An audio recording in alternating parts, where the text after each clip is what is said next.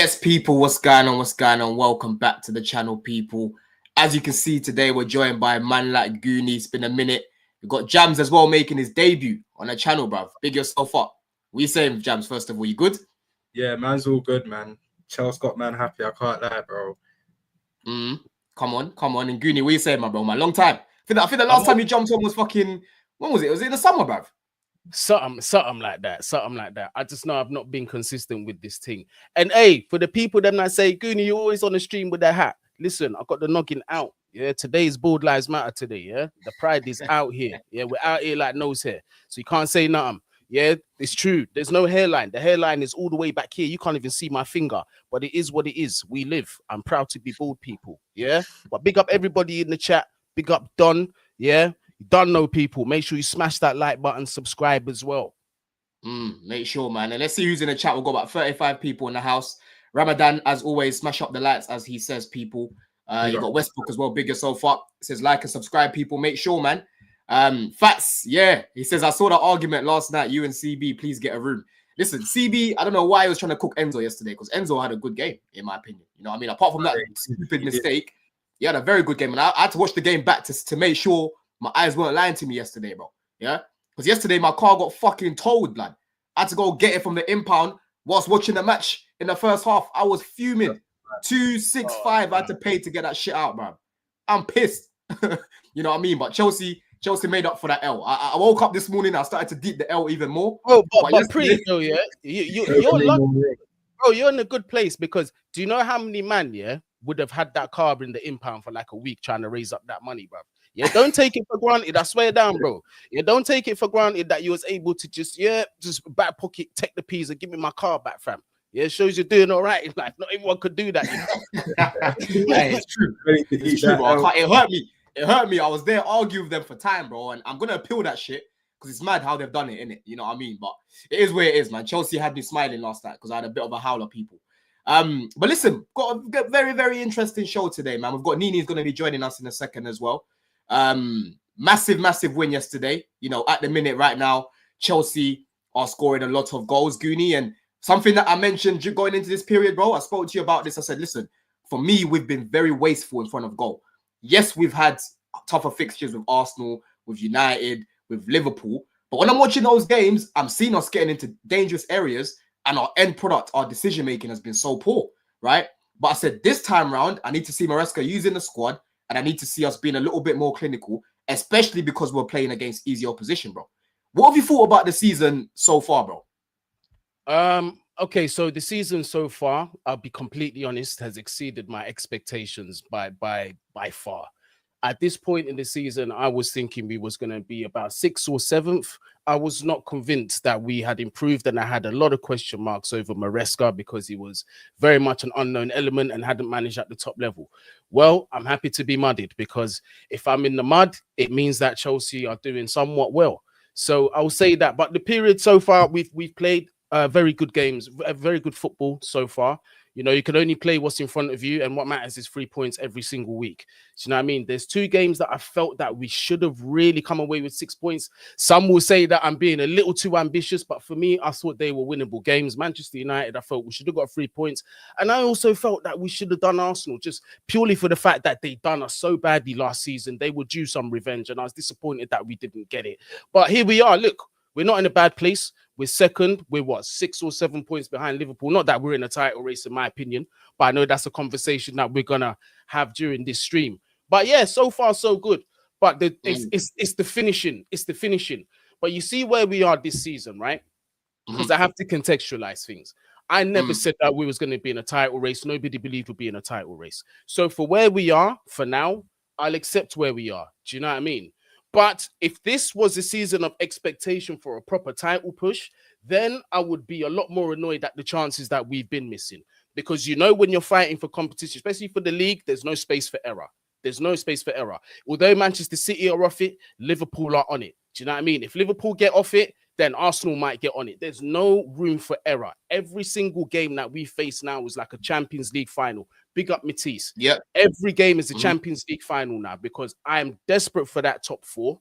And I'm also desperate to finish above Arsenal. That's just me. That's what I want. 100%, bro. 100%. And listen, people, Goonie is someone who's very, very, sort of hard to please. I would probably say I'm a lot more rational than Goonie when it comes to certain things. Like I feel like I'm his therapist at times, bro. Yeah, me and Goonie talk every day, basically in the group chat and privately as well. And there's times he's losing his head because Goonie's one of the guys where it's like he needs to see it to believe it, which is fair enough. But for me, when I'm seeing certain things, I'm always trying to rationalize things and analyze things, especially with Poch as well, bro. I kept telling Goonie our team is not as bad as what we're seeing last year, Jams. You know what I mean? We had a manager last season who didn't know what he was doing. But now, again, yesterday, bro, we're seeing, Maresca change the shape. We didn't, invert Caicedo like the other day. He played more of a diamond in this game, bro. Do you know what I'm saying? What have you thought about Maresca so far, man? Because we were singing his name yesterday. Lucky, those people that went to the game, very lucky. I wish I got a ticket for that. I was singing his name yesterday. He's transformed us, bro, like the title says. He's transformed Chelsea, man. Yeah, bro. I can't lie as well. I'm so happy to see that the whole fan base is behind him as well, because that first game against City, it was looking a bit shaky because they was all booing him and stuff like that. Obviously, a certain section of the fan base weren't really warming to it. So, bro, I'm just happy that, the whole fan base is united and everyone's behind the manager. And yeah, on Maresca, bro, so far, man, like I always thought that he was going to do good here. I always thought like, yeah, this is the man that is going to do something here. But I didn't think it would look this good so quickly. I'm not going to lie. Like, I thought it would have been a bit rougher. I thought, at times we would have been seeing some stale football. But from what we've seen so far, man, it looks like he's had like more time than he's actually had. And, bro, I just hope that he keeps building on from this, man. And he's showing us some proper serious signs, man. 100%, bro. What is it that you've been really impressed by him so far? Tactically right now, bro. Tactically, I'm not gonna lie. I think out of possession has really impressed me because after what we saw in pre-season, it looked a bit spooky. I'm not gonna lie, but once the season started, out of possession, we look proper. I'm not gonna lie. The press looks good. You get what I'm saying? Even out of position, players are being used the right way. We haven't got Enzo flipping, going up and pressing centre backs anymore. Like for me, out of possession, that's impressed me the most, and we can even improve with that. 100%, bro, 100%. And even yesterday, I thought off the ball, we weren't as good as what we were at the weekend against Villa, bro. You can charge that to, the fact that we just played the game. Some of these guys, it seemed like they were a little bit reserved yesterday. They're thinking about Sunday. But at the same time, you can also bring it down to Nkuku playing up top, bro. He doesn't press as much as Jackson. Yeah, I don't know whether it's in his head. It feels like if he overworks his body, he'll get injured again. And that's what injuries does to people's mentality sometimes, people. You second think things, Goonie. Do you know what I mean? He's probably thinking, yo, if I keep running, I'm going to hurt myself. I'll be out again for 3 months, right? And naturally, he's just not as athletic off the ball like a Jackson, in my opinion. Do you know what I mean, Goonie? No, so it's a fact. And this is what, unless you've played, you don't even have to play at a professional level. But if you've played at an intensive level where you're playing week in, week out, and you're going to training, then you understand, like, if you get a bit of a serious injury and you're out for a few weeks or even a few months or whatever, you're going to second guess yourself in different things, especially depending where the injury is as well. So like things like going into certain 50-50s, you might second guess yourself. Going into full acceleration and full speed, you might second guess yourself because you don't want to tear a muscle or whatever, because that thought's at the back of your head.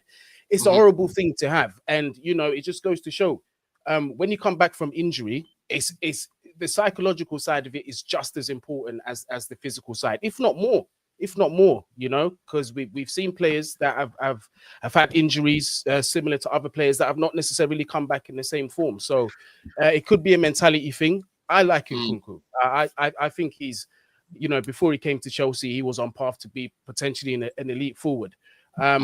Injuries haven't really been on his side. Also, as well, he hasn't had much consistency in terms of starts under Enzo Maresca. So, there's a player in there, but by the standards that are holding Nkunku, I need to see a little bit more. But at the same time, I know the manager also has to kind of contribute to that as well, which means trusting him and potentially starting him in games. But how do you do that when Nicholas Jackson's in the form that he's in?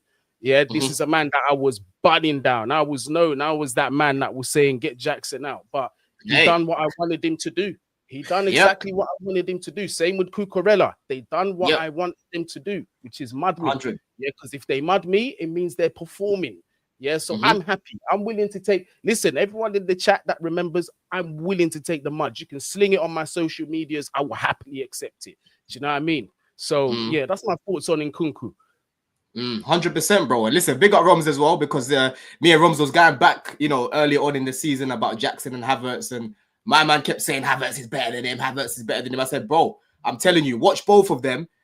Jackson has more to his game, and he's just a better player, bro. He's a better player than Havertz. You know what I'm trying to say? But it says, yeah, big up the man. Them. What's he talking about here, Jabs? No, it was one tweet up here. It was meant. It was about the Lily Phillips thing. I was joking, innit? Oh, you were joking, yeah? Nah. These times, I've seen you send your ID in and that, bro. You know what I mean? But listen, we got Nini in the house as well. Big yourself up, debut on the channel, bro. You guys saying you good, yeah? Yeah, all good, man. G, all good, man. But listen, you're someone that every time I would see you on my timeline or videos of you, I'd kind of see you kind of trying to rationalize what Poch was doing, and we actually met for the first time at the event. The other month, we were talking about the Serie A event, and you kind of were giving Poch a lot of excuses, in all honesty. And I kept saying to you, the main thing for me is it came down to him just not knowing how to use the team that we've got, bro. You could talk about injuries, and for me, I kept saying to you, bro, listen, the way he was training, the way he was making people run, it wasn't helping our players. And when he got sacked, they spoke about it as well. They said about, the fact that they tried to get him to change his training methods, but he weren't hearing it. I don't know if you guys remember that press conference as well, when they said it to him. They said, yo, are you actually affecting injuries? And he snapped. He tried to get mad defensive. You know what I'm saying? But now we're seeing Chelsea becoming a real team. We're not just looking at Cole Palmer anymore to bail us out of our games. We scored 5 goals yesterday from 5 different players, bro. You know what I mean? How often did we say that last season? You know what I'm trying to say? What have you thought about Maresca's time at Chelsea so far, bro? I mean, yeah, you're giving me a lot to work with there. Obviously, you know my thoughts and opinions on Pochettino. I'm not changing them. I feel like, it just wasn't a simple time. Obviously, he made a lot of mistakes. Obviously, the training ground stuff, too much running at times. He didn't help the situation. I'm not here to say that he was flawless. There was a lot of flaws in what he did. But my thing is, I can't just only see him by his flaws, especially when the positives that he brought. I feel like it set us up quite well for this season, where all that foundational work was done last season. Players found their connections together, found a bit of form, a bit of understanding of how to play, adapt to the country, all that bitch work. And now Maresca's been able to take over a team now that's like, okay, we've done all the foundational stuff. That's out the way. Now let's focus on football. Let's be a proper team. Let's be serious again. And, I have to say, Maresca, I'm very, very happy with this appointment. I've been saying on my channel, listen, if I'm wrong, I'm wrong. But the board deserve a lot of credit for making that decision they did, to see something, to go against the grain, basically, to then pursue Maresca. Now, obviously, Leicester City fans, you must be feeling like fools right now. They weren't appreciating what this guy was doing last season. And I felt like at times, maybe like the negative rhetoric from them was kind of making some Chelsea fans think, is this like Sarri 2.0, boring possession, this, that. But I feel like Maresca has just completely just destroyed every conception of him. And he's shown, for myself here, I feel like he's shown me a lot of great qualities I've seen from other Chelsea managers. Like I see a little bit of Mourinho in him in terms of like the fearlessness, in terms of like how easy it is for him to just make decisions on the field. Because the squad size we have, the quality we have, I feel like if there was a lot of managers in this position, they're tinkering, they're changing things up, they're constantly switching. They don't have any proper confidence in their ideas and making them work. But Maresca, it's like, listen, you're my team I trust for the league right now. You're my team for the Conference League and Cup games. When you understand my ways of playing, the intensity, the performance levels you need to have, come chat to me in December when there's times for you to really show me if I can trust you now. But on top of that, it's the man management. How, listen, a lot of the players still like Pochettino. So for him to still maintain that type of like positivity with the squads, with the relations, I think that says quite a lot about how he's using players. When he talks in press conferences, he doesn't talk for the sake of it. In the meantime, everything's to the point. Even the criticisms towards Madueke, I absolutely love the comments he made afterwards. He was like, listen, Noni, you might be surprised with the season you're having, but there's more that can come from you. He pinpointed exactly, you need to work on this. You need to not slack in training. You need to keep the intensity up, because Noni, you can go to a higher level. That's why he's been playing him all the time. So there's just Yeah. I can literally talk for an hour about Maresca right now, but honestly, can I add on to that? Actually, can I add on to that as well? Yeah, go on. Yeah, go on. What I really like about Maresca the most is how he manages players who have an injury history, because that's something over the past several managers that we've struggled with big time. Maresca seems to know the balance. Like he doesn't overplay players too early. He makes sure that they're ready and they're fit, because he understands this season we need everybody in that squad to compete 100%. And I think that's been one of our biggest marked improvements, and that's down to him as well, how he handles the squad. Yeah, 100%, bro. 100%. And just on that as well, you make some good points as well. Big up CJ for joining us, my bro. I'm sure you're obviously someone that's been quite impressed with Maresca so far. What would you say has been the most impressive thing for you so far with it, man? You know, oh, sorry. So I thought that was still for me. My bad, you guys. My bad. No, come back in after. Come back in after, bro. Yeah. Now, honestly, I think for me, it's really the team management. I think it's knowing who to play, depending on the type of game we have. Managing these guys' minutes, also making sure like the guys from Team B also get minutes as well. And I just think substitutions, tactical nows, and just kind of having these guys play controlled football, but also being very dangerous in transition. Yeah. I think like since before he even came in, like we all kind of question like, how is this guy going to go? You know, coming from like the championship, is he really going to be able to like manage a team like Chelsea? The guys come in and he's honestly blown all of our expectations out the water. We're second in the league. It's impressive stuff, man. I can't even lie. Like I'm happy about that. 100%. He knows how to he plans really well. And I like that. He's like, all right, we're playing what? I don't know, Southampton today. Okay, I know how to go. We're playing Aston Villa, Caicedo right back, invert into midfield. And I don't think a lot of us saw that coming, to be honest with you. And he just sprung it on us. So it's just the intelligence, man, honestly. 100%, bro. And Jams, one thing that a lot of people that were skeptical about was the mentality that is going to come in. You know, we saw Graham Potter come in. The club was too big for him. You know, it swallowed him up. That guy kept making change after change. Statistically, end of the season, Chelsea made the most changes to the 11 because he just weren't able to put a strong 11 out because of injuries and him just being Mr. Nice Guy. Oh, you didn't play last week? Okay, we'll play you this week. You didn't play last week? Okay, we'll play you this week. You know what I'm trying to say? And then Poch is just a dinosaur. Like, I think modern day football has left him. Every team presses these days more time. You know what I mean? He was all about pressing. But this guy's walked into the job, and something that I was saying when people were speaking about the pressure aspect of it, you know, they were talking about the fact that he's a championship manager. I said, bro, just go do a little bit of research of Maresca's career, bro. Yeah?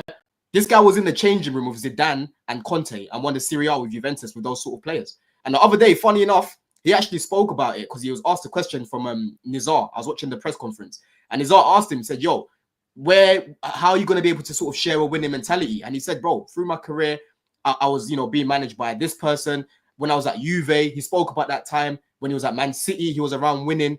So for me, pressure is always going to be there. Whatever manager you bring in, even top managers are always going to have pressure, right? But that's an intangible, right? The main thing where you buy time and people start to believe in what you're doing is on the pitch. That's the first thing. And off the pitch, things will naturally start to flow. You know, he's telling guys like Sterling, you're not needed anymore. Chill, bro. You're not needed anymore. You know what I mean? All that noise about 45 players, he quietened it down. He just kept, you know, doing his job and just sticking like that. And that's the sort of mentality you need from a manager at Chelsea that are not going to be overwhelmed by outside noise. You know what I'm trying to say? Where do you think he can actually take Chelsea this season? In fact, let me not even say in the future. Let's talk about this particular season, bro. How far do you think this team can go with it? That question for me, yeah. Yeah, go on. Oh, yeah. Yeah, I feel like I don't want to, you know, buy into this title race hype and all that. I know on Twitter I've been saying some shameless things, but you know how Twitter gets. But yeah, I don't want to buy into all that. But I feel like top four, like I think comfortably he gets us in there. Conference League, we must. FA Cup, let's see if we can win that too. You get what I'm saying? And then after that, next season, bro, I want to see us in the title race, man. Because how we started this season, we need to build on from that next season. You get what I'm saying? 100. And Greeny, are we in the title race, bro? Are we in a title race? We're not in a title race because for two very, well, in my opinion, you might not agree, but for two very solid reasons. Number one, I have a massive trust issue with Robert Sanchez for me, and I'm a strong believer that any team that wins a title, you cannot compromise with your goalkeeper. And I felt that by signing Sanchez, I didn't see the point in it to begin with, and I just don't see him being able to take us to that level. Do you know what I mean? There will be more errors this season, but at the same time, I don't want to just bash him because he has made a couple good saves and he has actually helped us keep points. Do you know what I mean? He's actually helped us take 3 points home a few times, so I'll definitely say that. But long run, I just don't see it. Another thing is defensive wise. For me, quality is not entirely the issue, which is what's going to surprise you, Don, because you know me, I like to cuss and shout when I'm emotional. But I'll say this: it's lapses of concentration that have to improve within that defense, especially with our first choice defenders. I think we've got the potential to have something pretty good. You know, as we were saying earlier, although Fofana is injured now, I mean, we've had him for quite a decent period. I mean, he was out for the entire of last season. If he can come back and you know, continue to improve, that's a good centre back to have. Colwell as well. I mean, I see moments of just excellence from him, and sometimes I see lapses of concentration from him. So it's those things, but you see those mental aspects, they also come with maturity as well. You know, we also have to all think, all five of us as teenagers, our level of concentration was not the best as teenagers, mate. Yeah. Nope. You know, the first thing could fly past us and it's taking our attention. That's just what it is. So these things will end up developing over time. So like, yeah, that's where I'm at. So not yet this season. However, I will say this though. I do want to finish above Arsenal. I'm desperate to finish above. I hate that club so much with a passion. That is a sickness. I hate them so much. We have to finish above them. And if we do finish above them too, yeah, we're going to get second. And that definitely says without a shadow of a doubt that we have improved leaps and bounds. So that's my ambition for this season. 100%, bro. And listen, you make some good points. And for me, this kind of goes down to what the definition of a title race is, Nini. Do you know what I mean? Because with Goonie, I feel like you're kind of alluding to the fact that to be in a title race, you basically have to be up there towards the end of the season. Whereas for me, a title race is basically still being in touch and distance. Yeah, can I say something? Yeah. Go on, Jams. I'll be real. Mathematically, we are in the title race, innit? Like, we can doubt it as much as we like, but mathematically, we're in it. Like, we just got to keep it real, innit? 100%, bro. You know what I mean, Nini? So, how about you, bro? Do you think we're in a title race? Because Liverpool are only they're 7 points ahead right now, isn't it? I mean, yeah, they are, but I gotta be honest with you guys. Like, I just can't confidently say it. Like, I've been burnt too many times. I don't have the confidence to say straight title race, even though I'm feeling it, even though I'm seeing it with my own two eyes. I feel like if I verbalize that, I might jinx everything right now. So right now, I'm listening to what Maresca's saying. We're taking it game by game. Every game's a cup final for us. Let's see what happens second half of the season. When it gets let's swap things round then. Let's swap things round then, yeah. So if you was to look at the table right now, let's say Chelsea was 7th, for example, yeah, and you saw Liverpool in the position that we're in, Man City were first, and Arsenal were third with the same amount of points, but instead of Chelsea, it's Liverpool that are second, right? Would you say Liverpool aren't in the title race then? But that's the thing. Like I said, obviously you're right, they would be. But I'm just saying from a fan point of view, that's the perspective I'm talking from. I can't verbalize and put out there it's a title race. Listen, we could be top of the table, leading it by 3 points or 4. I wouldn't even say title race still. I just want to keep seeing what's going on. I just want us to like maybe stay level-headed right now. I'm listening to what the manager's saying. Let's not get too cocky. I mean, when Pochettino first came through, we had a nice preseason. We gassed things too much. Reality kicks in. And obviously it took a while for the players to be able to get that confidence again back in their games to maybe turn things around. I just feel like the approach of Maresca and everyone is listen, game by game.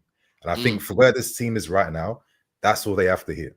Yeah, no, I hear it. And TJ, for me, listen, I believe that we're in a title race right now. I think last week I said we're not. I said top 4 because Liverpool were, I think, 9 points ahead of us at that time. For me, to be in a title race, you basically just have to be in the race, be in touch and distance. Liverpool are still going to drop points. As much as I believe that they're probably going to win the league, and they've been convincing this season, they are still going to drop points, bro, like we saw yesterday. You know what I mean? This is the Premier you're talking about, and there's just so many teams and so many games over this period. And if you're looking at any team to manage this period, bro, it's Chelsea, bro. We've got a lot of players. We made 7 changes yesterday, CJ, and we battered these guys 5-1. You know what I mean? Do you believe that we're in a title race, bro? See, for me, I think it's kind of premature. Mathematically, you could say yes, we are. But I think context of like the last 2 years where we've been, when you look at Liverpool, Arsenal, I can say they still have the players that won them the league, a couple of years ago. Arsenal have had kind of like the consistency over the last 2 years to kind of compete. And then you throw in Man City as well. I think for us, the only thing that is going to stop me from saying we're in a title challenge is going to be the inexperience. But if you look throughout the squad, like a lot of these guys, Felix, Neto, Sancho, these are experienced players, even though they're still pretty young. But it's just, I just feel like it's the inexperience. You add, Robert Sanchez as a big factor for me. I think if we had a much better goalkeeper, I'll probably say potentially. But I just know Sanchez is just, you win his points and then he will lose his points as well. So with that, just not being secure with that defense, I'll probably say not. Top 4, definitely we should be locked in. But if we come January and we're still close to Liverpool, then I'm going to have to be like, you know what, Sanchez or not, we're still competing. We're still getting points. We're still scoring goals. Got to say we're in the title charge. But right now, I'll probably say not, just because I don't think we're quite there yet. See, look, for me, this is, you made some good points because you've all kind of mentioned the goalkeeper, right? And I get what you're saying, in all honesty. But for me, that's the reason why I believe we won't win the league, because Sanchez right now is the number 1, right? But in terms of competing, that's a completely different conversation.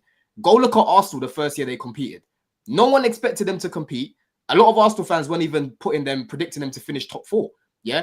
But what did they do? They kept winning games. They had a bozo in goal with Ramsdale. Yeah. I put him and Sanchez in the same category.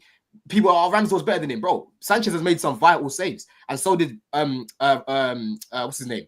Ramsdale that season. But then in the same breath, they're playing Southampton at the Emirates. My man's throwing the ball straight to Southampton within the first few seconds of the game. Yeah. Doing bozo things that we're seeing with Sanchez, right? But the reason why they competed at that time was because they kept outscoring teams.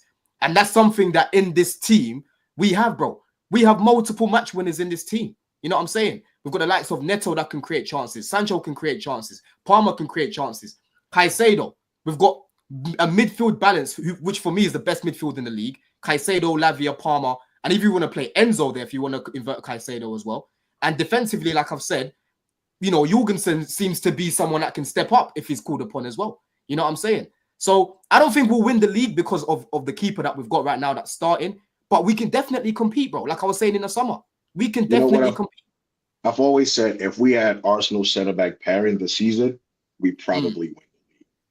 Like, that's what I believe. If we had Gabriel and Saliba and even Sanchez in goal, I think we probably win the league. I think when you look at Colwell and Fofana, now we don't have Fofana, I think they have, maybe like a year, 2 more to get to that level where Gabriel and Saliba are right now. So it's more so like, I know we can outscore teams, but you're going to go through periods where you have to win that odd game 1-0, 2-1. You have to win maybe 5 games in a row by a single goal. You're going to need your defenders coming up big time. You're going to need your goalkeepers coming up big time. And I think for us right now, there's really no evidence of having that kind of like foundation. Eventually we'll get there. And you can always hope to outscore teams. But we've seen games where, like even yesterday, we should have scored 10 goals, probably 12. Felix just kept missing chances. Nkunku should have done better. Even Palmer got his goal, but he wasn't as clinical. Noni could have walked away with 4 goals yesterday, and he still didn't take those chances.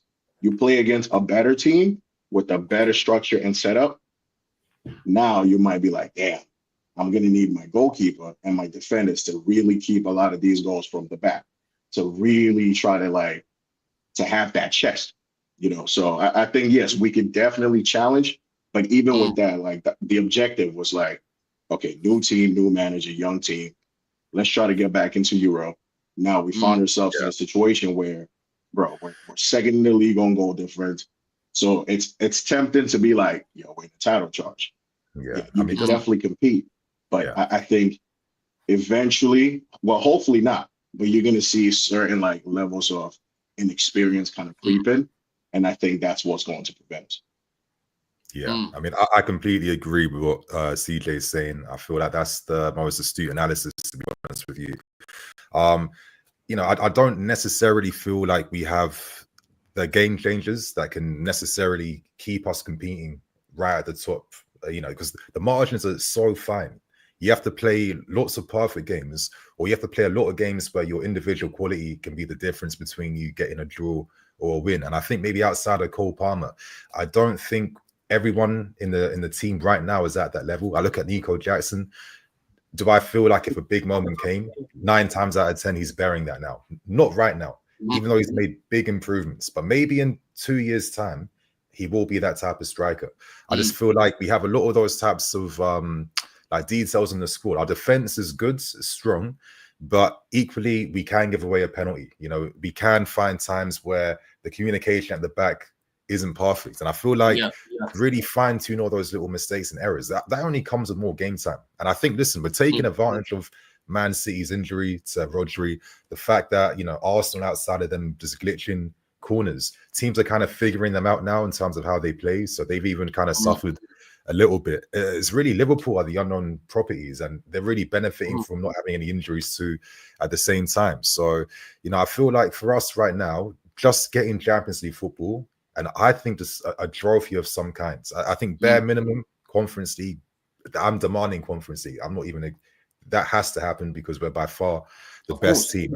And I think we have to still have that mindset of, okay, we're still building, but finally, but we've seen the solid foundations now. Like this season, where now next season, okay, can we now sign one massive game changer? Because I think this team still needs that to go to another level. You know, how are we going to use Esteval to bed into the team? I think from next season onwards, that's real title challenge talk. I think for now, let's enjoy the rides. And let's enjoy the fact that we're not like a laughing stock anymore. Yeah. Now I get what you're saying, and obviously, Goonie, we've spoken a lot of times about this, and you've basically said, you know, that you don't think we're in a title race at the minute. But let me just read some of our fixtures we've got coming up.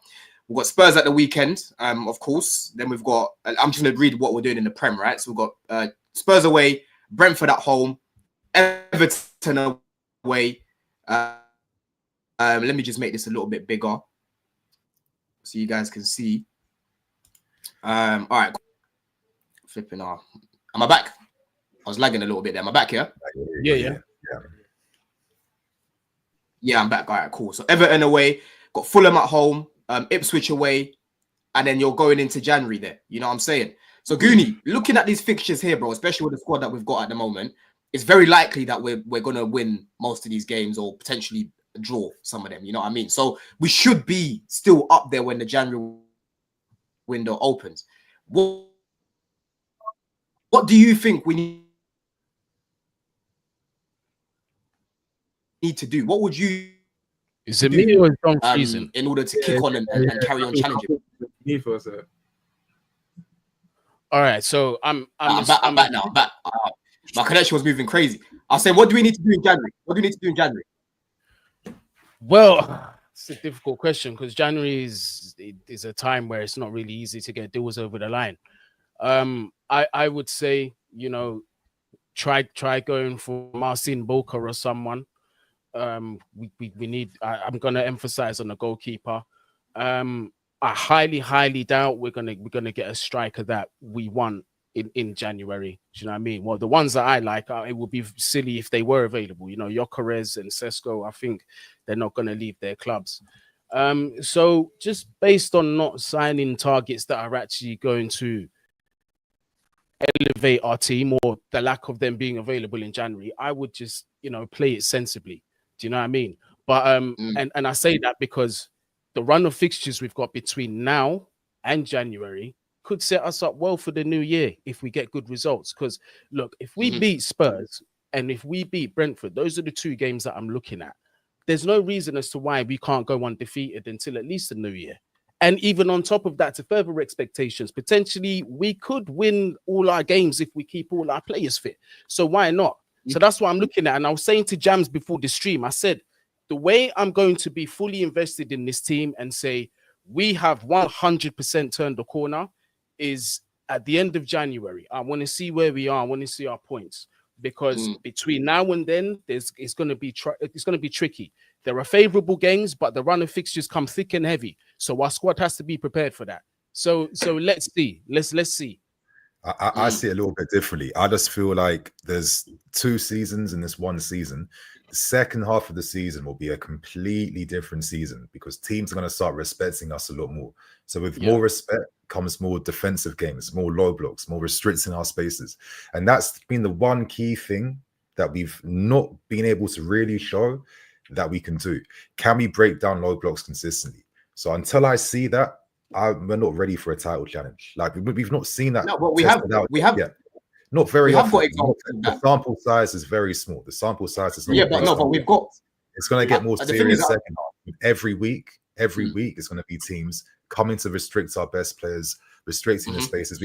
Let's not forget how it was under Tuchel. Near the end, when we couldn't score goals, what were teams doing? So I just feel like right now, let's enjoy this moment.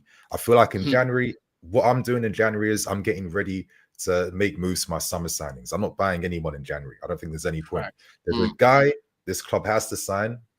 Gania, you can probably imagine who I'm going to say. There's a guy who hasn't signed a contract extension yet at Bayern Munich, and I think there's probably a reason. He knows exactly. When a guy like this is on the market, potentially, this is the player we have to sign, or we have to make a big, ambitious move. Bring my son home. They're the ones Bring my son home. What are you talking about? Yeah. That's what we need though. I don't know. I think that's it. There's no space. Yeah, you know what I'm saying? He's not the player that makes it.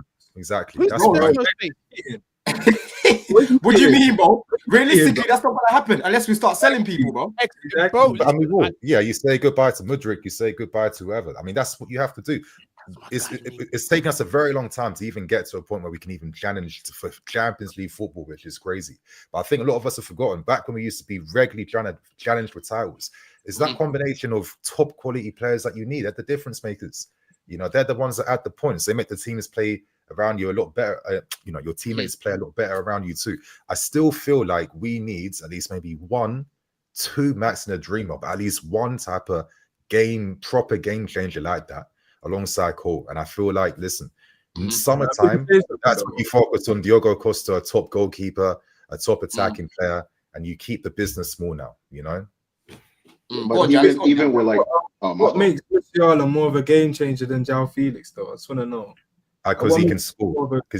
And I'll give you an example. When Bayern won the title, like final day of the season, it was a superb, world-class Musiala goal, which he scored 2 years ago. That season he was unreal. Felix can't do that because Felix missed 2 big chances yesterday that he should have been.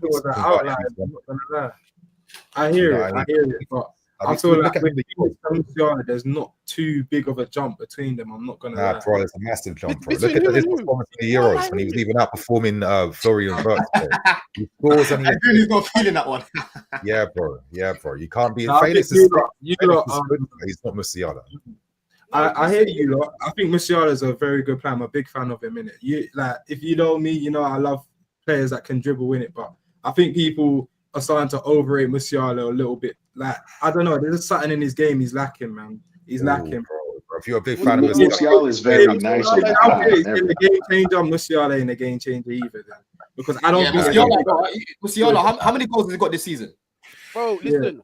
Bro, it's not just even about that, man. No, it is about that. You said he's a game changer, bro. To be a game changer, you need to be at least.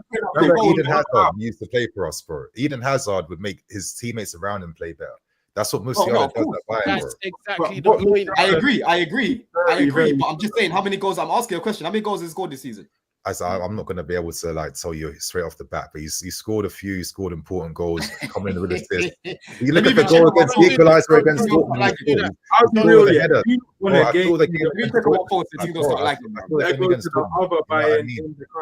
He scored the equalizing goal, man. He's been scoring the clutch goals for Bayern since he's been there the entire time. I mean, he's a definition of a world-class game changer. He 100%. If we can get him, we have to do what we can, at least to try. You know, I can imagine him, Palmer, and Esteval Willian having fun together, and you got Noni and Neto. Have some fun. But with this conversation, for me, it's just there'll be a lot of work to do, man. You'd have to get rid of Carney. You'd have to get rid of Felix, basically. Already. You'd have to get rid of. Yeah, but I'm saying, Goonie, right now, realistically, that's not going to happen, bro. We're not going to sell all these players to bring in Musiala when there's other Bro, positions which are more by the crucial way. right now. Exactly, and Kunku, he's looking a bit iffy in terms of his You guys future see now, the and Mudryk as well. 0 assists. Hold on, You got to hold on, give hold on. Mudryk his prop this season, though. Like Mudryk is one of those profiles in this team. Like it's unique. You can't find that in this team anywhere. You know, I think there's certain games. Like I know people don't rate Mudryk, and to be fair, this season I think he's definitely improved. Yeah, Output is bang on. Like those, you know, those goals in the Conference League. Yes, it's just the Conference League, but you can only play who's in front of you. You know, and he's someone that like I still just look at this guy's passing ability, you know, outside of everything, and I'm like, yo, he's got that. Like even though he's been struggling with other, you know, facets of his game back in the day, I think now you're kind of getting a more intelligent player on and off the ball, and he's actually adding that output. And you know, Mudryk has created some decent chances this season where if Nkunku could have finished, if Jackson could have finished, we're talking like even more assists, you know. And yeah. I can see you wanting to get rid of like Mudryk for Musiala, but it's like, what position do you then play Musiala in this team? Him, Palmer, Felix, you know, all kind of just in that same, and Nkunku as well, all kind of in that same position. And it's just like he doesn't bring us enough goals where it's like, okay, this is someone I'm going to pay some big money for or put on like some big wages. You know, you look at someone like a Verts, someone like that, I could just see even outside of the goals, the guy's intelligence and his all-around game is a lot more rounded. I'll take Musiala at the end of the day, but I just got to give Mudryk his props. I think this season he's been decent. He's been effective. He's been effective, bro. He's actually been good for us this season. In all honesty, and this with the Musiala conversation in the Conference League, I bet it's good for him because he hasn't. But even in the Prem though, I agree. Even in the Premier, very small sample size, but he has performed in the cup games, which is, I think, for right now, that's all Mudryk needs. Can he push on now second half of the season? We'll find out. 100%. Just to go back a little bit to what you were saying about you want to see more in terms of breaking down low blocks. I think we've actually got some examples of us doing that, in all honesty, man. Like when we played Palace, they play a low block. We created 5 big chances in that game. We were just shit in front of goal. If you remember, Madueke should have had at least 2 goals in that first half, bro. Sorry, real quick, fam. I've got to run. But big up everybody that's here, man. Yeah, make sure you smash the like button. Yeah, make sure. And listen, stop listening to these crazy people about Musiala because I'm seeing the disrespect in the chat. Yeah, bring my son home, bring Musiala home, and watch him. Yeah, make everybody in the attack much better. Yeah, bring my son Musiala home, bring him home. Now, love for hopping on, man. We'll see if we can get Goonie back on next week, people. Love for hopping on. Make sure you lot subscribing to his channel as well, man. But yeah, as I was saying, bro, if you remember the Palace game, we had about 5 big chances in that game against Forest at that time before they played Arsenal. We created the most XG against them, and they play a very good defense as well. You know what I mean? We've had games this season against teams that sit back, and we've actually been able to create chances. I think the period where we weren't creating as much is over this tougher period where we took Enzo out of the lineup. And when he wasn't there, you could see that we were looking at Palmer to create, but he just wasn't really doing enough, especially when he's being doubled up and all of these things. You know what I'm trying to say? So yeah, I have to disagree on that point, bro. I think we have been. It's like I agree with what you're saying, because what I'll say to that is that we've seen a small sample size of improvement. It's not a big enough sample size for me to confidently be like, listen, we're now title challengers. No, because most of the wins we're getting in are coming from away games where we're using our transitional threat, opening teams up. And we've had great form that's also helped us maybe in, certain games like, Forest and Bournemouth and others. We're getting that goal, but typically we wouldn't normally get something like that. So we've shown that we can win bad too. But like I'm saying, we haven't seen the full test of when teams are going to fully start respecting us and fully start playing solely to get a point or restrict us. That will be approaching soon, because we're not going to keep this form up forever. And that's when we'll start to learn new things about the manager and the players. I feel like we haven't learned everything just yet to confidently say right now, boom, instant title challenge, we're here now. But I'm hoping everything works out in our favor, and I'm loving the development so far. And yeah, I think we're definitely on a very exciting path right now. No, 100%, bro. And listen, let's move on to the game, because we haven't even actually spoken about the game. I wanted to kind of give Maresca his props, man, because yesterday I didn't really speak much on him in my review. But this is someone, you know, Jams, that I kept talking about in the summer, bro. And a lot of people calling me delusional. They love to get, you know, grill me about my Y Scout and that. But I watched a lot of this guy's games back, and bro, I said if this guy don't work at Chelsea, we're just cursed. Because I couldn't picture a world where he that system that he plays, the adaptability in his system, where he wasn't going to work at Chelsea. You know what I'm trying to say? But yeah, let's move on to the game yesterday. And listen, in all honesty, just in terms of the first sort of 20 minutes of the game, listen, Southampton, they were popping the ball about. Yeah, and our man-to-man pressing, like Maresca mentioned, it wasn't great, in all honesty. Like, you know, they were playing it through our midfield. And Cuckoo from the front wasn't really playing great. As you can see here, they had Kyle Walker-Peters that was tucking into the midfield to create that overload. Cuckoo, look how far he is. Look how far he is from my man here, bro. You know, if that was Jackson, yeah, you see Jackson's going to be chasing man over there, bro. Yeah, he's you know blocking out that passing lane. Yeah. Blocking out that passing lane. You know what I'm saying? So I thought they had a good game at the beginning. We had to kind of, you know, control the game a little bit later on. But initially, the first 15 minutes, I would say, they were getting in good, dangerous areas in the final third. You know what I mean? But obviously, the first goal we scored, we finally scored another set piece. I think the only other set piece we scored was against Wolves when Jackson scored, if you guys remember, yeah? So it's actually our second set piece that we've scored in the Prem this season, I believe. And then, yeah, after that, poor defending in the box from Enzo Fernandez. But then, again, pressing from the front. So if I bring up the example of where we were actually pressing them from the front to win that. So where is it? So it should be here for the second goal. Right, where is it? Southampton's build-up was actually pretty good as well, though. A few times from the back, and they got into attacking areas. It's just that 100%. What was it that impressed you for their pressing, bro? No, they're building up from the back. No, they're pressing. So they're building up. So they're building up. Yeah, they're building up. It's just their ability to just work the ball from their goalkeeper to attacking areas. I saw a few times they got in. I'm not gonna lie, they did their thing, man. But yeah, too many errors and it cost them. That's what's been costing them all season. No, 100%, bro. 100%, man. I'm just trying to find this screenshot here of Madueke pressing them, bro. But yeah, for that second goal, listen, I was actually saying to Jem in the group chat that I'm in with him earlier, yeah, I'll say, listen, these men are going to give us at least one goal, right? Because if you check statistically, I think they conceded 8 direct goals from mistakes before our game yesterday. We made it number 9. They are literally so spooky. They gift goals. And big up Xavi for joining us as well. Yeah, they gift a lot of goals. So I knew yesterday, these men trying to play out from the back and that, bro, I can see what the manager's trying to do. But the quality to constantly execute it just isn't there. You know what I'm trying to say? It isn't there, bro. You know? But I thought Madueke was good in the first half, especially. I thought he was making better decisions in the final third. I thought his end product was really good. He took his goal really well as well. You know what I'm trying to say? Like, yeah, he was good, bro. Like, finally, he took his shot very quick, Jams. He didn't give the keeper any time to settle. You know what I'm trying to say?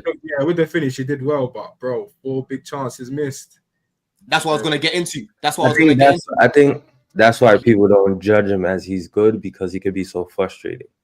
So he does a lot of good things, but then for the good things that he does, you're like, oh, he could have done better here. So it's like polarizing in the team. We can't like sometimes take out the good stuff he does and have like kind of the bad stuff overshadow it. Like he was still good in the game, but he's just a frustrating figure. You can see why men's like Neto is just like a clear starter for me. You know what I mean? And Madueke could just it's a nice option to have him and Neto. 100%, bro. It is a good option to have him and Neto. And like I said, for me, Madueke is a squad player, isn't it? You know, against teams like Southampton, bro, you should be able to start the game and turn up. You know what I'm trying to say? But in the second half, we were very wasteful, Nini. Very, very wasteful, bro. And we missed so many chances in the second half, man. Yeah, it was crazy. I mean, listen, you got to give some credit to Southampton. I think the keeper made like a mad save on 2 occasions. Manning made like a superb last-ditch tackle to stop Madueke like scoring into an empty net. So like they defended good and bad at times, but obviously, yeah, you know, we were just dissecting them for fun. And one thing I really liked about that is another thing that I really like about Maresca, and that's what CJ was saying before. You know, he just always finds the optimum solutions for everything. I mean, deep. We got a man advantage. Maresca, instead of like keeping the inverted fullback, he's like, well, we got an extra man. Kukurea, you stay wide on the left. Gusto, go back to the position you're playing. You hold the right flank. And now we're constantly pinning back Southampton's wingers down. We're constantly having another man to overlap them and stretch them even more. And we created a lot of opportunities that way by doing that throughout the entirety of the second half, to a point where it's like, okay, maybe some of these finishes now are a bit disappointing, because we could have really like destroyed them and really put out like a massive big statement in the league. So, you know, I just like the fact that Maresca is not a slave to anything outside of just creating overloads. You know, the more overloads I have against you, the more numerical superiority I have, that's going to be the key to us beating a lot of the teams in this league. So yeah, you know, I thought it had its moments. Obviously, it's a squad guys that's playing a lot of games too. But yeah, at least we got 2 goals in the end. And listen, 5 goals against Southampton. I mean, yeah, you can't complain. 100%, bro. And before we break down some of these goals, I wanted to show you the shape in the first half. This is what we were doing. So it was actually quite brave in our attack here, because we literally had Disasi and Tosin staying as a back 2. Gusto was going into the midfield to create like a diamond. You see Palmer here. Felix on paper was playing left wing, and sometimes he was drifting to the left, but a lot of the game you were seeing him in between the lines here, yeah. And then you had Enzo roaming on the right. This attack was very fluid, bro. Yeah, very fluid. I know Felix was wasteful in front of goal, but listen, when he was getting on the ball, he was winning a lot of fouls for us, man. That's what he does. He helps us progress the ball by just running through, man. Yeah. It was very good, man. It was very good. I review that sometimes when he's dribbling with the ball, it's just reminiscent of Hazard, bro. He'll have like he'll feed the ball back to a player, turn them, and just gone. Can't catch. Like the only way to stop him is to foul him, man. Yeah, I feel like with Felix 100%, as well, bro, 100%. And listen, winning fouls is going to be. Go on, Nini. No, sorry, bro. There's a little like lag then. That's why I didn't even hear you talk then. But yeah, I can hear you now. Cool. Yeah, but yeah, like I said, in terms of that variety in our game, it was very, very good. And just going on to the third goal as well. If you look here, so this was the third goal that we scored. So Palmer actually got the ball to Enzo from this position. So you can see Palmer running away. So he got the ball to Enzo from this position here. Enzo turns, plays it to Felix. Felix makes the run over here, plays it to Madueke, and it was a top finish. And like I said earlier, they're the sort of finishes that I want him to be making, bro. Because again, when he's getting in the final third, he's so indecisive. That's where people get annoyed with him. And that's what I was going to get into the second half, because I'm seeing people saying, oh, you're still glazing this guy. Bro, in the second half, it was back to stupidity, bro. Yeah? Back to stupidity in front of goal. So many missed big chances in that second half. We could have honestly beat Southampton, yeah, by at least 8 goals, I reckon. If I just show you some of the missed chances that we had in the game, yeah, CJ. So you've got like, look at this. This is Noni again, yeah? Man shot over here instead of just playing it to Nkuku over here, for example. Or even taking a touch and hitting it left foot and putting it top bins, bro. That was just one example, yeah? Let me show you another example, some of the missed chances here. Right? So you had that one. You also have this one as well. Right? That's Tosin over here. Tosin hit the bar. Obviously, he's a defender, but that was another big chance that we missed. Right? You've got another one here. Done in the first half. I think Noni had took a shot, right? And it deflected. And then he got it back on his right as well. I don't know if you remember that shot. He got it back on his right. This was another one. That's the Kukurea cross, right? This was another one here. Oh, yeah. Oh, shit. I can see why people are getting mad sometimes. Look at that. Yeah? Look at the goal, bro. You've got the whole goal to aim at here. And if you're not feeling confident, just give it to someone else then. But, bro, come on, man. Like, it felt like he was just shooting to get it on target. You know what I mean? It was so bad, right? Another example, people. This 3 examples I've showed you already, yeah? Let's go, because people are like, oh, yeah, you don't criticize Noni, bro. I criticize this guy more than most, if anything. Yeah? You know what I also think sometimes it could be sometimes. This one was bad. This one was bad as well. Look at this. Getting the tackle Manning made, that was a superb tackle. I'm not gonna lie, Dan, he didn't miss that. Bro, that wasn't a corner. That was a goal kick. It was a corner. Bro, trust wasn't a me. corner. Bro, it was, bro. To see the Was real there a time. corner after this chance here? Yes. Are you Bro, sure, It was bro? a corner. Manning. Yeah, I think, it was you good know, defended. Yeah, I You remember know the- why? You know why? It was I like- think you don't think it was If a that was a corner. corner, because fairs. his I don't remember it being a reaction corner, bro. His reaction after was like he missed, but he didn't miss. The defender got the block on it. Yeah, that's what I was gonna say because that looked mad. But yeah, you lot are right. It was a corner, bro. You know what I'm trying to say. But yeah, like I said, you know, in situations like this, it's like we got our goal difference back up. That's when it gets frustrating because you're looking at it because I don't want to be looking at it later on and finishing below Arsenal because they've scored more goals than us, bro. You know what I mean? Or finishing below Man City because they've scored more goals than us. We need to be making sure that we're putting our necks on these guys and killing them. You know what I'm trying to say, Jams? And thing is, like, even with this, like, for me, this was a game where after Noni scored and he had the assist, I just felt like he just got laxed. Like, he was just playing like it was training. And at some point, I was screaming at my screen. I was like, yo, get him off. Because I still want to see that intensity. I still want to see that sustain. You could have went and got 8, 9 goals, you know, brought your goals for the season up. And it just felt like he got complacent for me. And that's one of my biggest criticisms about Noni, because I know this guy, like, if he really wanted to, he could be that guy. It's just, I think the application, he misses the mark sometimes for me. But he missed so many chances yesterday. I was just like, yeah, I think someone else in that position does better. I mean, I don't know, man. I feel like I'm definitely accepting the criticism around Noni because it's simply the fact that he's 22 years old. He's not the finished article at all. And let's keep things real. If we were to have season predictions before, would anyone have had Noni working on like 6, 7 goals already this season? Like, I don't know how many people. I actually did. I did. I think for Noni, if I go back to like my predictions, I probably predicted him to get like either 8 goals in the Prem or something like that. Yeah, I got to go back, but I did like a season prediction of how many goals every attacker is going to get, and I think I had Noni getting at least 10 GA. Like overall season at the end, or like overall, I mean. yeah. I probably would have maybe put like 10 goals, like, you know, 5 assists for Noni this season. I wouldn't have guessed he'd have 6 or 7 goals already at this stage, which tells you that he might score more than 10 goals when the season comes to an end. So this is what I liked about what Maresca said, because for me, it was like the most like constructive criticism that Noni needs, because he's still a guy that's still learning, still growing. Again, he's 22 years old, and maybe I'm going to be sounding like a bit mad, but when I was seeing maybe like Mudryk getting so much time a day for putting in 1/5 of the performances I've been seeing from Noni over the years, I just don't understand this mindset now where like everything Noni does is like the hyper fixation on the negatives at times. I feel like, listen, they should be combined together, but sometimes the conversations can just be a bit too much from the, oh, he has to do this, he has to do that. Of course he has to. He wants to get better. Maresca said in his conference, listen, Noni, train harder, keep the intensity levels up. You're good enough where you can get the 2nd and 3rd goal. Get out your heads if you're doubting yourself in these moments. And for me, it was like the perfect encapsulation of, I rate you. I think you can go to a higher level than you even realize you can right now.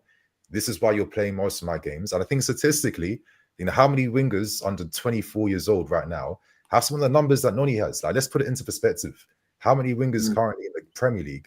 I mean, if you could look at this guy's FB ref, I mean, defensive output, you know, ball output, shooting output. Like, he's putting in very solid numbers, which tells me for a guy that's not the finished article, he has got a lot of strong potential to his game. And I feel like we should maybe discuss that. Yeah, he missed the chances, but I think he gets credit for the fact that he knows how to be in the box. If he never knew how to be in the box to take these moments, then there's a bigger conversation on how far his potential can actually go. But I just feel like, listen, he ain't the finished article, but let's try and give this guy some of his grace and give him a bit of credit. 100. I agree with that also, because as much as he's frustrating, I feel like there's a lot of people like Ibrahim, for example, that feel that he just can't improve. And for me, that's BS, bro. He's young, bro. He can still improve. He's gonna keep getting better. That's in last season too, bro. Yeah. I'll be real with you, man. Sorry to burst your bubble, but Noni's gonna get sold in the summer. You get what I'm saying? Because Esteban is coming. You man see Esteban yesterday.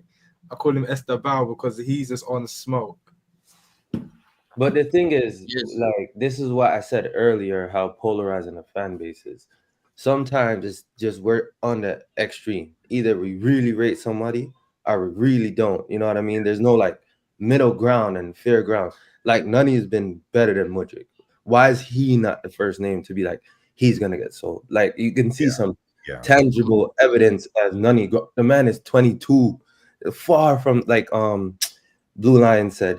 He far from the finished article. Like you don't start seeing the finished article like 27, 28, 26 around that prime era. You know what I mean? And the trajectory where we're going, we're gonna play way more games next season. Why can't he still Neto be our main right winger and Nani still interchange with Neto? Why does it have to be he's gonna get sold? Like to me personally, I think on his trajectory is gonna be a really good winger. I think so. 100%, bro. 100%. Listen, many top 6 teams right now would love to have a player like a Noni off the bench because against tired legs, it's peak. Yeah. Last season when he got benched for most of the start of the season and he was getting and he was injured as well. Remember, you got caught clubbing and that, and Poch said, "Yo, you shouldn't be doing that right now." Yeah. Towards the end, when we finished 6th, he was one of the main players. Why, bro? He was assisting, he was creating, he was being a menace, he was scoring. You know, even coming off the bench, he was getting penalties against United.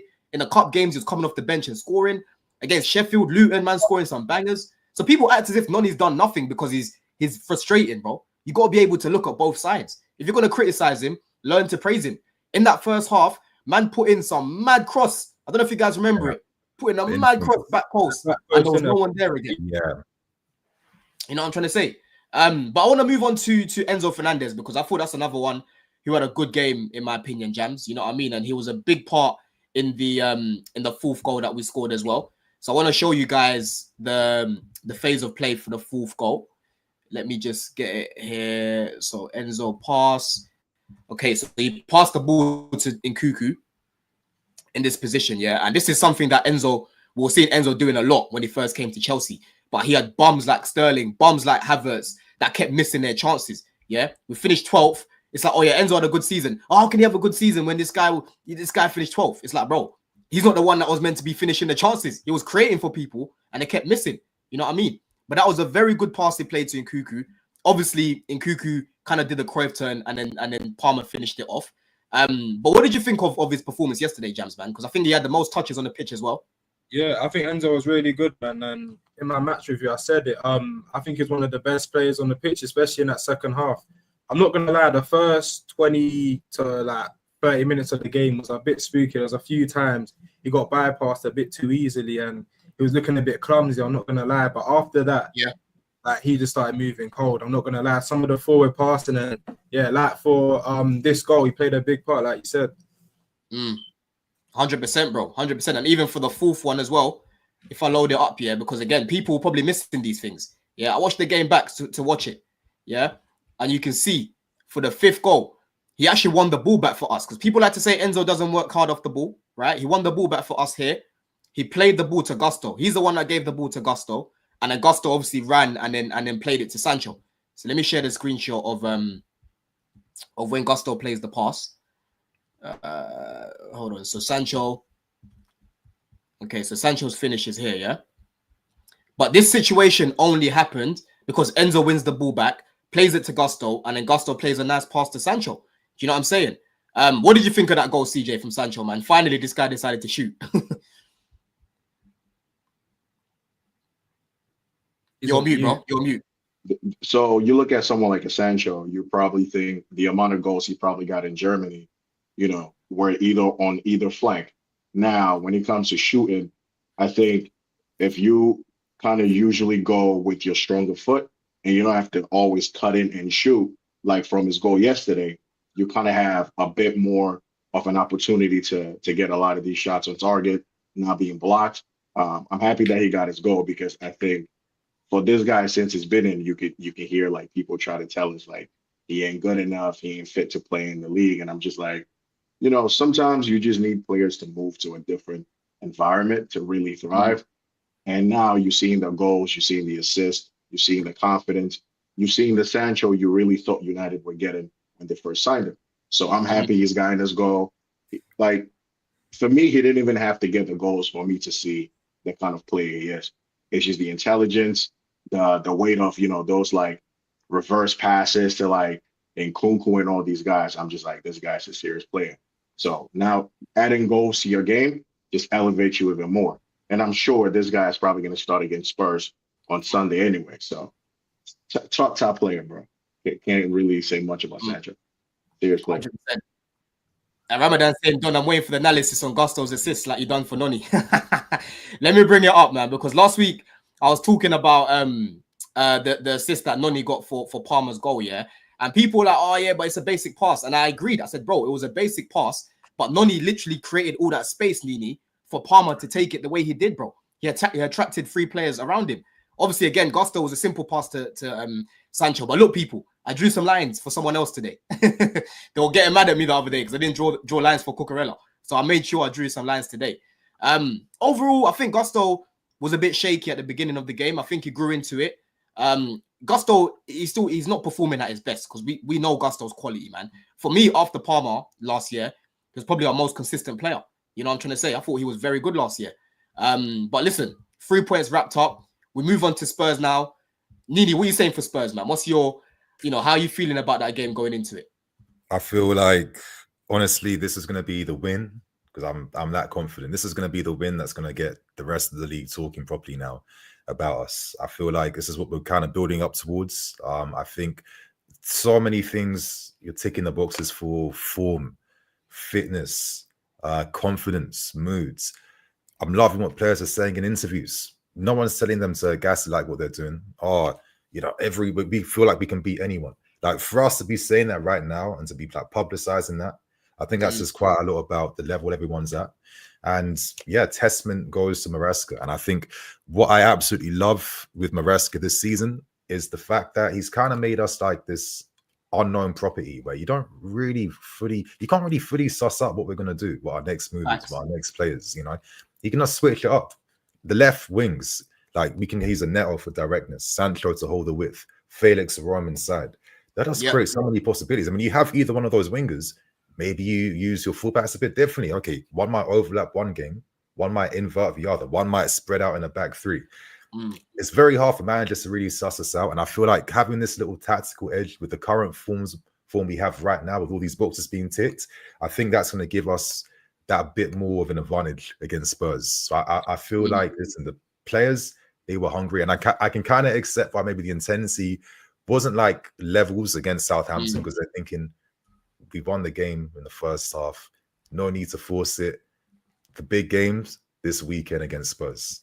100%, bro. Listen, you make a good point that I've been speaking about all season pretty much as well. The fact that we've got so many players, it makes it hard for teams to prepare. You know what I mean? Like, for example, like Aston Villa, they might have been preparing for Gusto to invert the other day. Little did they know Caicedo was the one that's going to be inverting from right back. And now your game plan's out of the window. They're looking at the coach like, brother, what do we do, man? You know what I mean? What do we do? They've changed it, bro. You know what I'm saying, Xavi? But listen, going into this game personally, I'm actually going to be there. Thank God I was able to get a ticket for that game. Nice. Listen, perfect time to play Spurs, man. They're playing Bournemouth today. Bournemouth are going to press the fuck out of them, Xavi, yeah? They're going to get them tired. That's one thing. They're going to get them tired, and Spurs have injuries as well. After the I said they cannot. First of all, they cannot afford to rest. They already have bare injuries, and when you go to that, I think Bournemouth is one of the best pressing teams at their ground. Yeah, they do not let out, because I think they utilize that, the fact that it's compact, and they utilize that to their advantage. So they have to play at a high intensity, and that's not what they want. And they play a day after, so let's see. Because I think already Van de Ven is out. Who else is out? The keeper. Because when they play a high line, Vicario's essential to what they do.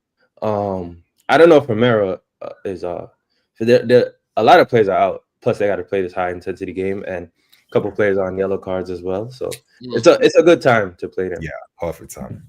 100%. Jams, how about you? How you feeling about the game, bro? Yeah, bro. Go get the 3 points, man. That's 3-point lane, bro. Every single time, 3-point lane. Other than when it was pot attacks, 3-point lane, man. Just get the 3 points. I'm not stressed for that game whatsoever. I'm confident, man. Always got my chest out when it comes to Spurs. 100, bro. How about you, CJ? You feeling confident about that game? Quietly confident. I mean, we always kind of batter Spurs whenever we play them. And I'm kind of worried a bit though, because Spurs are the team to go draw to like Fulham and then come beat us on Sunday. And losing to Spurs ain't something I'm looking forward to this weekend. I'm not trying to do that. But I think we have enough quality. If they play Dragusin and what's his name, Davis in defense against Jackson and Palmer and Sancho and Neto, I think we probably get at least 3 goals. Maybe 2, 100%. Just to be safe. We got to get the win for sure. 100, bro, 100. And listen, we've got 385. Go on, Jams. Yeah, I forgot to mention as well in my chat yesterday. They were saying their backline is going to be Davies, Dragusin, and they're going to have Foster in goal as well. I can't lie. We need to go there and pepper them. I just remembered that. We must. I actually think Bournemouth are going to beat them today. At most, maybe Spurs will get a draw. I don't see them winning that game, man. Bournemouth, they're a good team. This manager, he's similar to Poch. He likes to press, but he's got a little bit more tactical nous about him. You know what I mean? They're a very, very hard team, man. I'm glad that we went there and we won. Because Arsenal lost there. You know what I'm saying? Man City lost there. So, bro, it was a massive, massive 3 points there. Go on, Xavi. That's the only game this year where I felt like we actually should have lost. Like the other games, I felt like, okay, we at least deserve the draw or away. Bournemouth is the only one where I felt like we actually should have lost that game. Really? They didn't really create many chances against us, though. They had we missed the penalty. They missed that penalty, though. But you got to give credit to Sanchez. Sanchez actually won us 3 points. I think they had chances early on in that game. Everyone Nilsson was causing us a lot of issues with his movements. They were. But if you go watch that game back, honestly, the chances they had weren't really clear cut. They had a chance in the second half that hit the post. They hit the bar, I remember, from outside the box. They weren't really battering us from inside the box. We defended quite well in that game in the box. It was more just we were good. Like we weren't good as well. You know what I mean? So I feel Sancho changed the game. Sancho changed the game. Yeah, I feel like we just had enough quality to win that game, which I don't mind. Trust me, this is a good quality to have when we should be losing and getting wins. I like that quality, but I just felt like on a balance of play, all things fair, that was the only game where I felt that okay, we got away with that one. You know what I mean? I think, listen, you made some good points. I think in open play, we weren't great, but I think the fact that we were able to go to the bench, bring on Sancho, bring on Nkuku, it goes to show that we've got a good squad. You know what I mean? That's how I kind of looked at that game. And again, if you go watch the game back, you'll see they didn't really have many clear-cut chances in that game. But listen, we've got 370 people in the house. We've got 231 likes. People keep smashing the likes. Just to finish off, we're going to go through some of the super chats. Let's see what people are saying in here. So big up CAA Mafia says, man like Kraskavilla, I call him KK. He is the game changer that we need, not Musiala. He's a good player. I like him, to be fair. The hype's kind of died down a little bit. I haven't really watched. I think I watched one of their game against Atalanta this year. Apart from that, I haven't really watched him. Have any of you guys been watching him? See what he's been on? Not crazy, just comps really, because he's a player I really like. He's a baller. He's a baller, man. Yeah, I know it's in the same country as Alexis as well. Big up Alexis, man. You got Araf as well. Big up for the donation, my bro. Says, big up, lads. In your honest opinions, why do you think the manager keeps persisting with Sanchez? We must upgrade on him if we want to win titles. Nini, I'll let you answer that one, bro. Okay, let me just read it again. Big up, lads. In your honest opinions, why do you think the manager keeps persisting with Sanchez? We must upgrade on him if we want to win titles. I feel like it's just based on the fact that, you know, he's been performing at like a competent level. Of course, he's been making some like howlers and mistakes at times. I just feel realistically, you know, this is Sanchez's make or break season. Like, he either announces himself at the end of the season where, listen, he can go up to the next level and maybe be like a top class goalkeeper, or he's going to remain like the Ramsdale level where, listen, maybe like 6-7 times out of 10 in most games he'll perform, but then there are going to be moments when you really need him, he ain't going to be there. I feel though like we should kind of be realistic with Jorgensen. Yeah, he's been impressive. He's taking the moments that's coming his way, but it's not a big enough sample size. I know I keep dropping that line all the time to confidently be like, no, he is ready now to take Sanchez's spot. As the second season comes, second half of the season comes, we're going to learn if he's ready to take that mantle. I feel like obviously with him playing against Southampton yesterday, I think that's Maresca kick-starting this little, you know, competition seriously now between both the goalkeepers. But, you know, like I said, realistically, we can only sign the top upgrades next summer. You're not going to waste money in January signing a keeper now and ruining all the dynamics of the at the moment. So, you know, Sanchez, let's give him some credit. He's made some top point blank saves. I think he's one of the best keepers in the league at aerial claims. I mean, come on, he single-handedly gives us a lot of presence when it comes to stopping set pieces and corners. How teams don't try and like what they would do with Kepa and other goalkeepers. You know, just like put pressure on them in their 6-yard box and try and force mistakes. You can't do that with Sanchez because he's got like basketball player hands with his control. So he has introduced that at times. You know, his passing's been all right. So listen, I can see why Maresca is not going to be, you know, talking down in this game and ruining his confidence. I think it's still up to Jorgensen now to show, okay, can he be better than Sanchez? I think that's how I'm seeing it. Yeah, 100. Listen, I'm glad that he turned up against Villa, man, because that's what competition does, Nini. We saw Jorgensen turn up in the Conference League against decent opposition. You know, they're playing Bundesliga and whatnot. And he played very well. And that woke up Sanchez, man. I thought he had a very good game against Villa. So fingers crossed he does the same against Spurs, man, because Sanchez can have a very good game. Then you see him doing what he was doing against Brighton. That's the problem that you've got. And then just to finish up, Assad says, this one's for you, Nini, as well. He says, sell Noni, Chilwell, and Carney because Nini likes them. Fair enough. I don't know why you say that, but I can't. Big up people, man. But listen, it's been a lit stream, man. Jams, love for hopping on, my bro. We'll definitely get you back on again. Let us know, people, want to make this a weekly thing, man. We'll try get the same people again, if anything. But yeah, Jams, let them know where they can find you, bro. Yeah, man. Just Jams Talks Ball on YouTube. You get what I'm saying? I'm going to be live in about an hour. Yeah, about an hour for the World Cup draw, in it. So you lot make sure you check it out. Make sure, man. Solid debut. And Nini, love for hopping on, man. Let them know where they can find you, bro. Well, man, you guys want to find me, Blue Lines TV. Going to be releasing the What We Learned video today. And obviously the reaction to the Club World Cup. Because, I need to be in the States next summer for that Club World Cup, man. I need to help Miami. I need to help LA. So, I'm excited to see what the draw is saying. 100, bro. 100. And Xavi, I know you made a late appearance, but love for hopping on either way. Yeah, bless up, you know. Got the kid in work and thing. But yeah, you can find me at my Twitter handle at XP Cardi. So yeah, I don't got no YouTube or anything like that. So yeah, soon come. No, yeah, soon come, man. Soon come. Hopefully, I'll put your Twitter in there as well. And CJ, love for hopping on as well, my G. Of course. FKC TV as usual. We upload content whenever we can. Honestly, you know, it's hard YouTube work, but we do what we got to do. Love for the sport, but yeah. Good for having me on, man. I think this is the first stream I've ever had. I've ever been on with what's his name, Nini, as well. You know, I got you guys' channels. That's my favorite. So good to see. Paying homage. You know what I'm saying? Big up, man. Appreciate it, bro. No, but people, listen. Tomorrow we're gonna be previewing the game with George. We've got Deji hopping on, and we've also got Henry. I'm talking about Harry. Henry. So Henry will be jumping on as well. So yeah, make sure that you lot are watching that one, man, because that's gonna be a heated one. I can tell. As I said, make sure you're subscribing to the channel, like the video, up the Chels every single time, man. Bless.